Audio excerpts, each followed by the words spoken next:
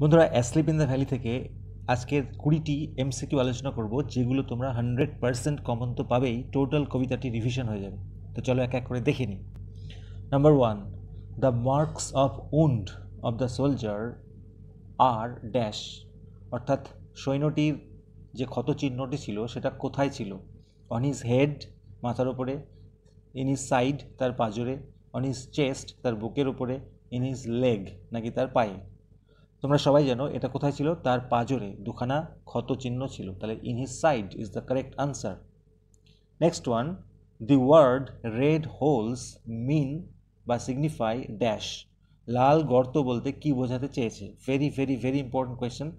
Spots of blood clots বা রক্তের দলার দাগ; red flowers in the valley, উপত্যকার লাল ফুল; bullet wounds, none of this.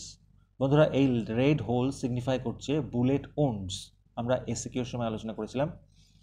Number 3 দেখে নেব, the feet of the soldiers আর ড্যাশ, সোলজারটির পাগুলো কোথায় রয়েছে? ইন দ্য গ্রিন গ্রাস, সবুজ ঘাসে; ইন দ্য স্ট্রিম, নদীর মধ্যে; অ্যামাং ফ্লাওয়ার্স, ফুলেদের মধ্যে; ইন দ্য লিভস, পাতার মধ্যে। অবশ্যই তোমরা উত্তরটা কি করবে? Among flowers. তাহলে অ্যান্সারটা হবে সি।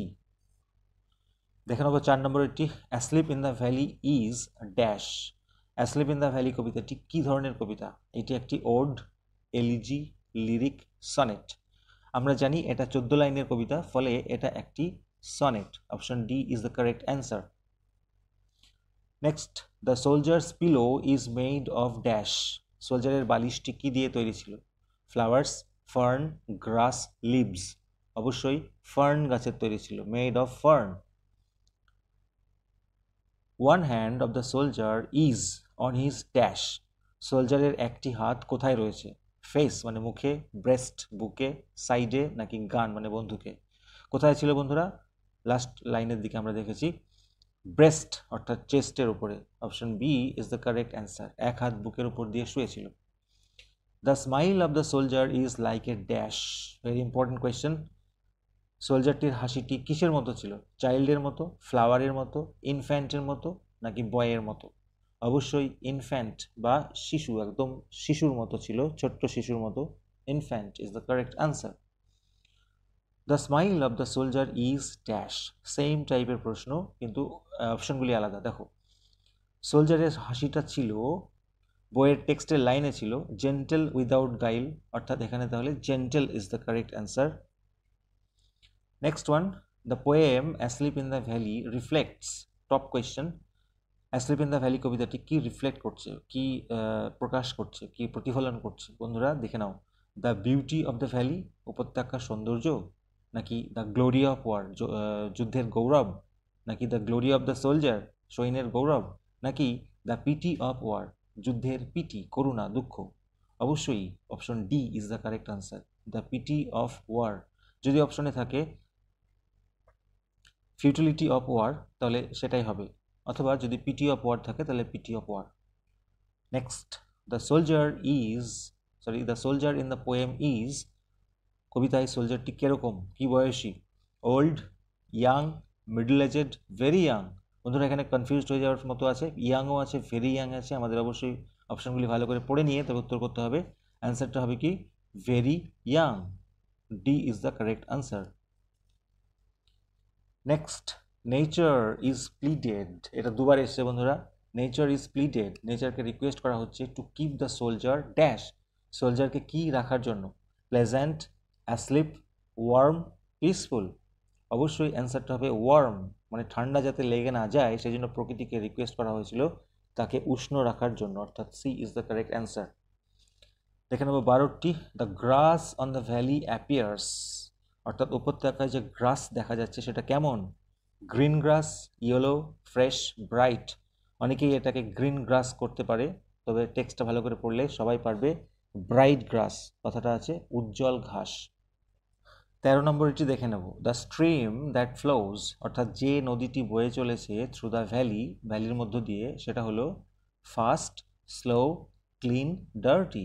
অপশনটা তোমরা জানো, প্রথমেই আছে আ স্লো স্ট্রিম ফ্লোজ, ফলে এটা একটা ধীর নদী, slow stream is the answer. Next, the sun's rays come from, সূর্যের রশ্মিগুলো আসছে কোথা থেকে? ফ্রম দ্য স্কাই, নাকি হিলস, নাকি হিভেন, নাকি মাউন্টেন টপ? অবশ্যই মাউন্টেন চূড়া থেকে, অর্থাৎ পর্বতের চূড়া থেকে সূর্যের রশ্মিগুলো ঝরে ঝরে পড়ছিল। Next one, the soldier was lying, সোলজারটি শুয়েছিল কিভাবে? বেয়ার হেডেড, খালি মাথায়, বেয়ার ফুটেড, খালি পায়ে, ক্লোজড মাউথ, মুখটাকে বন্ধ করে, নাকি মুখটাকে খুলে, ওপেন মাউথ? তাহলে অ্যান্সারটা হবে, আমরা জানি, ওপেন মাউথ, অর্থাৎ মুখটাকে খুলে বা হা করে। The stream flows through a dash, নদীটি বয়ে চলেছে কিসের মধ্য দিয়ে? ফরেস্টের মধ্য দিয়ে, মাউন্টেনের মধ্য দিয়ে, গ্রিন গ্রাসের মধ্য দিয়ে, নাকি স্মল গ্রিন ভ্যালি? অবশ্যই প্রথম লাইনেই আছে through a small green valley, একটি ছোট্ট সবুজ উপত্যকার মধ্য দিয়ে। তাহলে D is the correct answer. According to the poet, কবির মতে an infant smile is dash, কবির মতে একটা বাচ্চার বা শিশুর হাসিটি কিরকম হয়? জেন্টেল উইথ গাইল, ভালো করে অপশনগুলি পড়তে হবে, নাকি জেন্টেল উইদাউট গাইল, নাকি শাই অ্যান্ড কানিং, অথবা ক্লেভার? বন্ধুরা, এটা আমরা জানি জেন্টেল উইদাউট গাইল, অর্থাৎ নিষ্পাপ এবং ছলনাহীন, উইদাউট গাইল। তাহলে B is the correct answer. 18, the pillow made of fern, অর্থাৎ ফার্ন গাছের তৈরি বালিশটি হলো ড্যাশ, কোথায় রয়েছে আর কি? বিসাইড দ্য সোলজার, সোলজারের পাশে রয়েছে, অ্যাবাভ দ্য সোলজার, সোলজারের উপরে রয়েছে, বিনিথ দ্য সোলজার, সোলজারের নিচে রয়েছে, নাকি বিনিথ দ্য সোলজার্স হেড, সোলজারের মাথার নিচে রয়েছে? অবশ্যই বালিশ মাথার নিচেই থাকে, তাহলে অ্যান্সারটি কনফিউজ করার জন্য এমন দিয়েছে। D is the correct answer. 19, the soldier lies stressed in the dash, very important question, SCQ এর জন্য তো বটেই। বন্ধুরা, এসিকিউ যারা দেখোনি তারা ডিসক্রিপশন বক্স চেক করে নিও, সাজেশন দিয়ে দিয়েছে, 100% কমন পাবে। সোলজার প্রসারিত হয়ে শুয়েছিল কোথায়?